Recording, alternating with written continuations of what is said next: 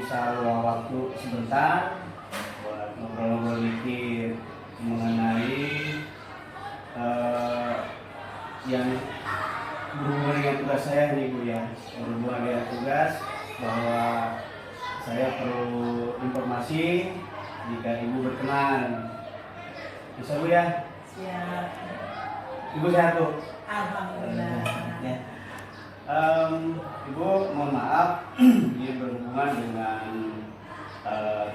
apa itu tentang kebijakan-kebijakan Ibu sebagai pemimpin terhadap apa itu keputusan yang Ibu ambil.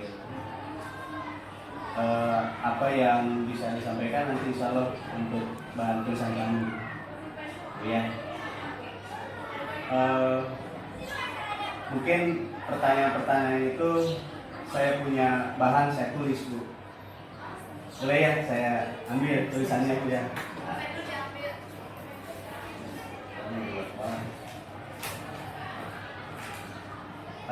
Ini Bu ya, selama ini dalam kegiatan pengambilan keputusan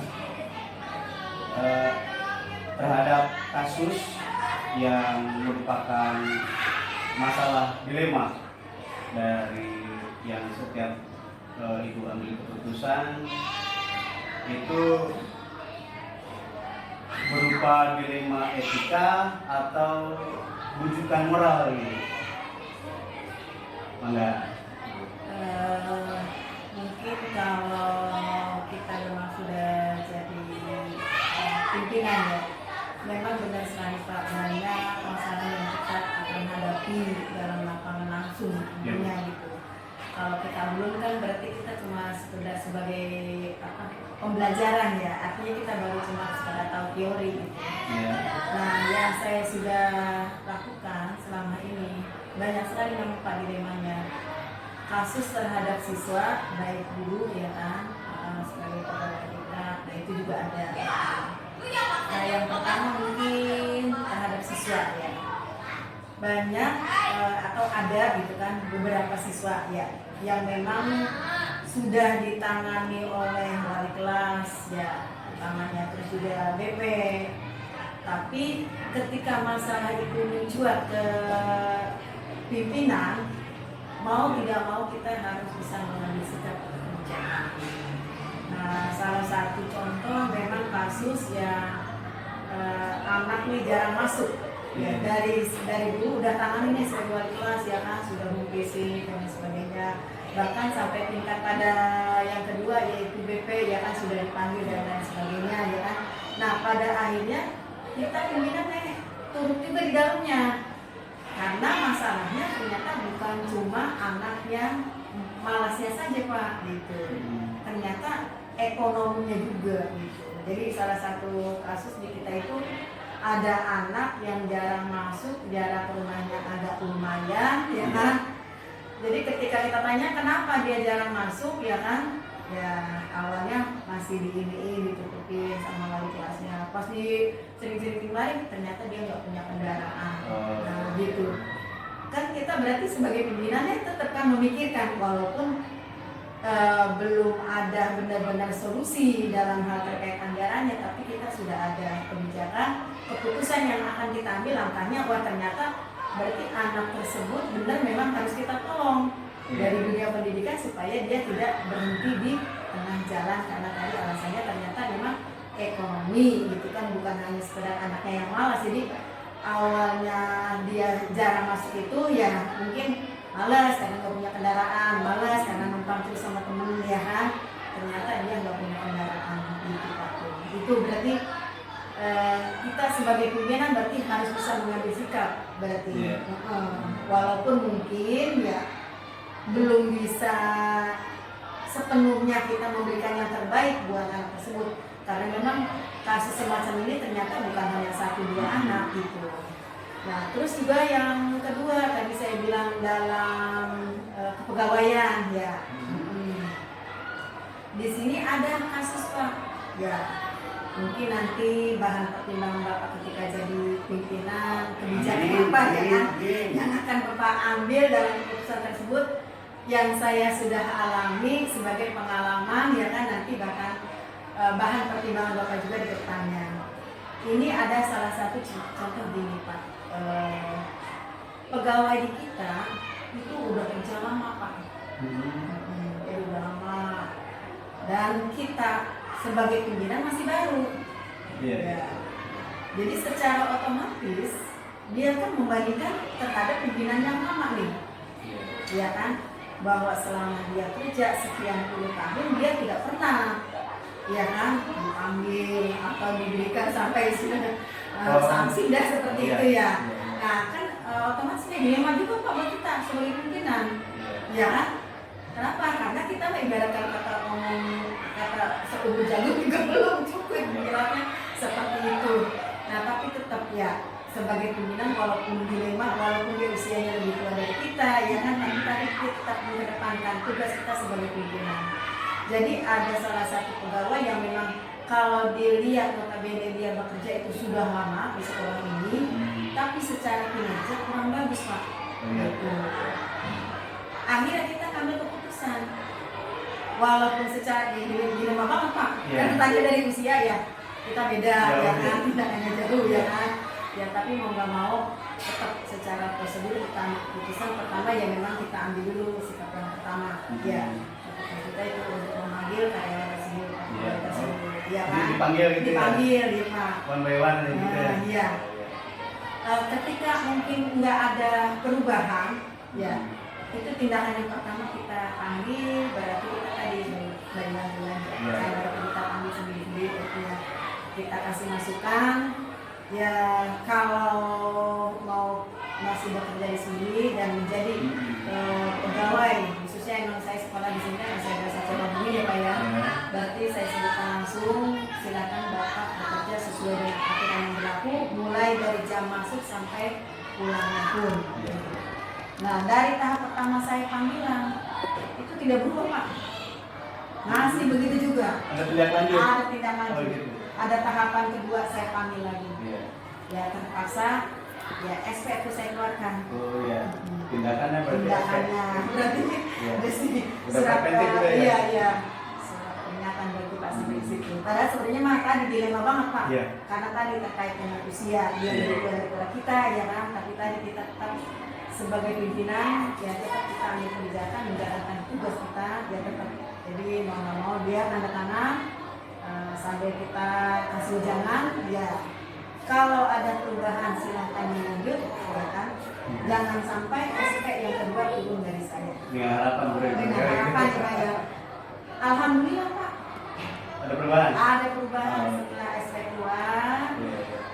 Ternyata yang berubah walaupun belum signifikan dari harapan kita, tapi setidaknya loyalitas dia terhadap pimpinan, terhadap sekolah berarti sudah ada perubahan. Artinya tindakan kita walaupun dilema aja maksudnya kagak enak banget gitu kan, pertama emang dia secara usia udah lebih tua, yang kedua tadi lamanya bekerja dia lumayan ya, terus pribumi juga. Nah itu dia Pak, jadi ya mungkin sebagai bahan pertimbangan Bapak ke depan ketika nanti di mana Bapak ditempatkan menjadi pimpinan ya kan, mungkin itu sebagai gambarannya aja. Mungkin kalau dibilang pengalaman sama kita juga belum banyak pengalaman, tapi tadi insya Allah pengalaman nanti akan membekali diri kita sendiri ketika berada di lapangan.